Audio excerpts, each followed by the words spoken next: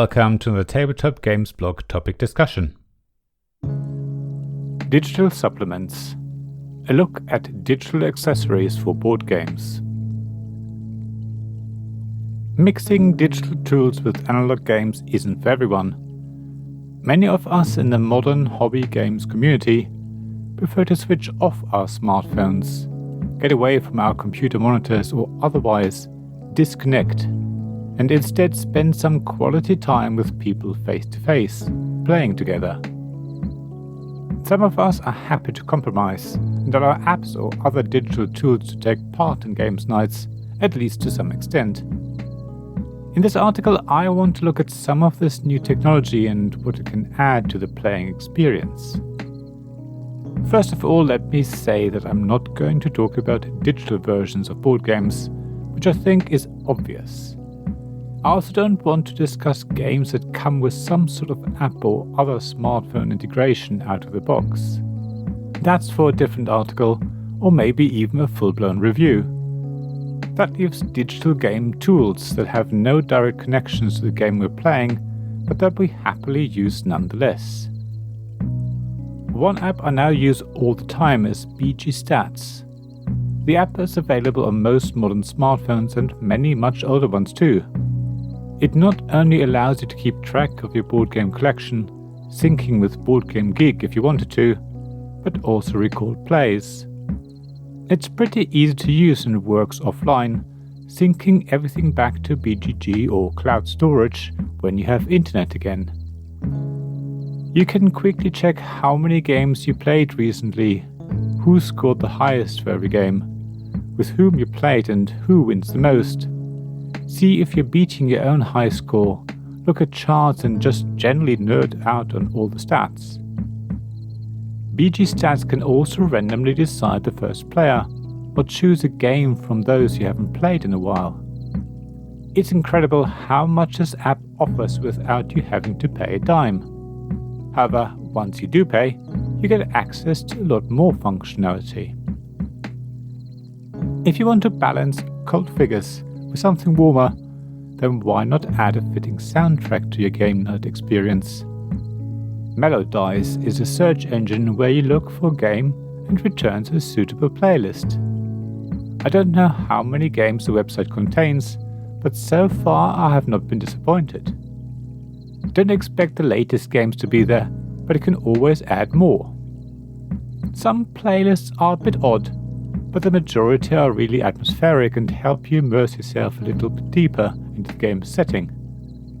Even if you don't like some of the songs, there should be enough there for you to enjoy. Just skip those tracks you don't think fit the game. If you're the sort of person who likes to start playing as quickly as possible and with as few rules overhead as necessary, then Dice is one to check out. It's an app which walks you through the setup of a game and then gets you to start playing while teaching you the rules. It's very much like how digital adaptations of board games work. You are asked to take certain actions and the app explains what happens next. You basically learn the game as you go along. Once all the rules have been taught, you can finish the game without the need of the app. It's really easy and a great way to teach a game to friends or family, especially if you're not confident in your own teaching abilities. The app also requires a subscription, and I'm not sure how frequently or quickly new games are added. So you probably want to check the list on their website and then go from there so you can be sure it's for you and offers tutorials for the games you want to play. However, Dice is certainly a pretty hassle-free way of learning a new game or introducing it to others. If you're after technology that intrinsically integrates with your games, then Tabletop is a contender.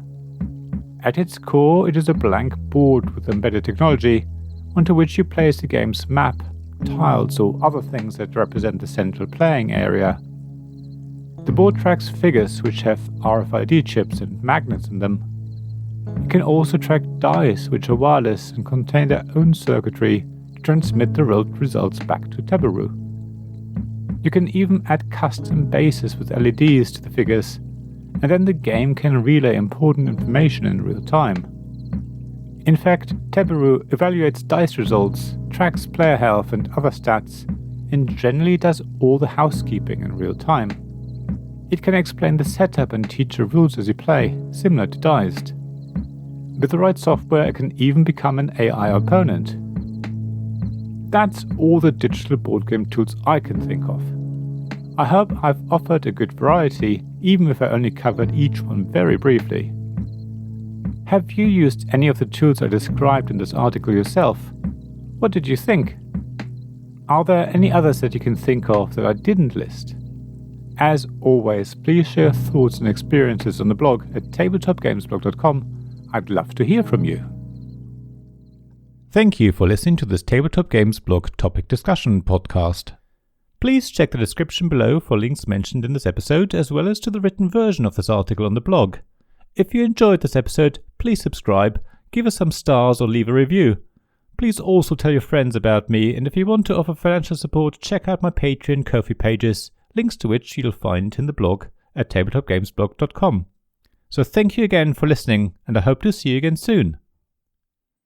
This podcast was made possible by the generous help of my supporters.